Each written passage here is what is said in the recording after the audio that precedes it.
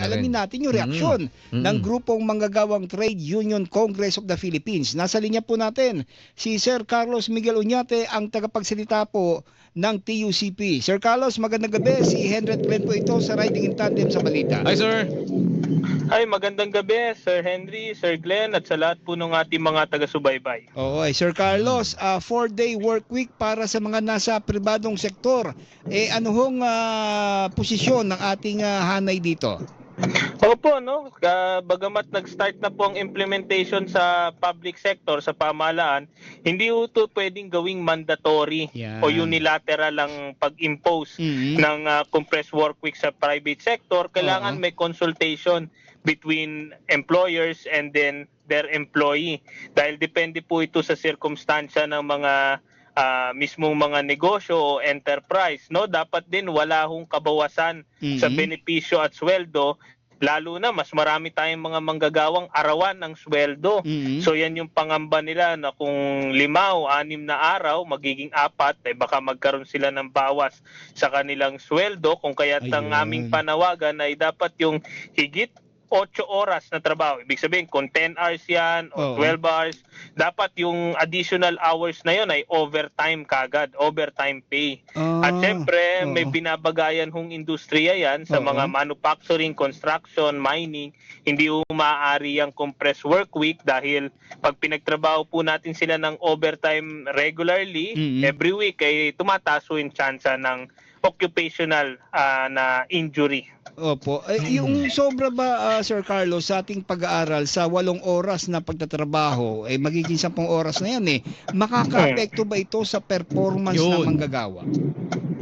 Opo, kaya tayo nangingi ng overtime pay, yung additional na 2 oras, dahil batid natin na merong additional na pagod na dun sa pagtatrabaho, dahil standard talaga 8 oras, dahil yun ang napag-alaman ng mga pag-aaral mula pa noon hanggang ngayon na yun yung optimal na pagtatrabaho. Kung sakaling may additional na 2 oras, kailangan talagang bayaran niya ng overtime premium, not to mention na mas gagabihin pa yung uwi ng ating mga kababayan.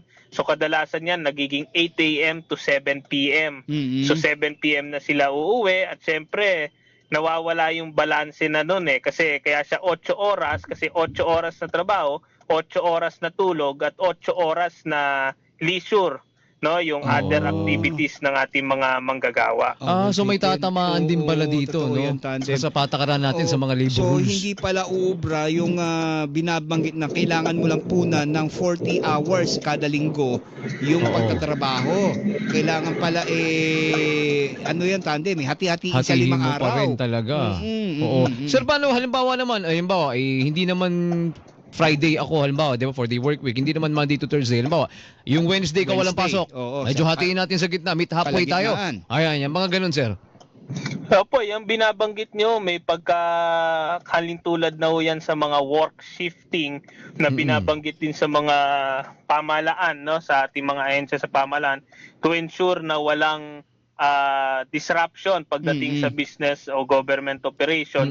Doon naman po sa usapin na yon, no, ibig sabihin staggered yung day off ng ating mga manggagawa. Bagamat ganun ho yun, ang epekto pa rin niya kasi yung kada araw niya po ng trabaho, no. Pagdating naman dun sa ating mga arawan, yung manggagawa, sila po'y binabayaran, no work no pay sila.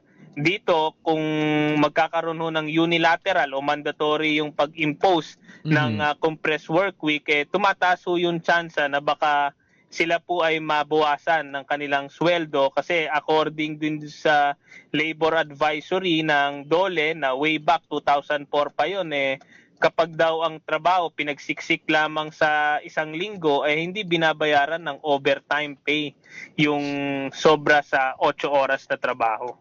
Yun, alright, sige. Sir Kaloy, kami makikihingi muli sa inyo ng mga update sa mga susunod na araw. Sir, mag-iingat kayo lagi. Salamat po sa inyo. Salamat din po. Mabuhay po kayo. Yan, tandem si Ginoong Carlos Miguel Oñate. Siya po ang spokesperson ng Trade Union Congress of the Philippines, tandem. So, mahirap din pala yun. Oo, ang binabanggit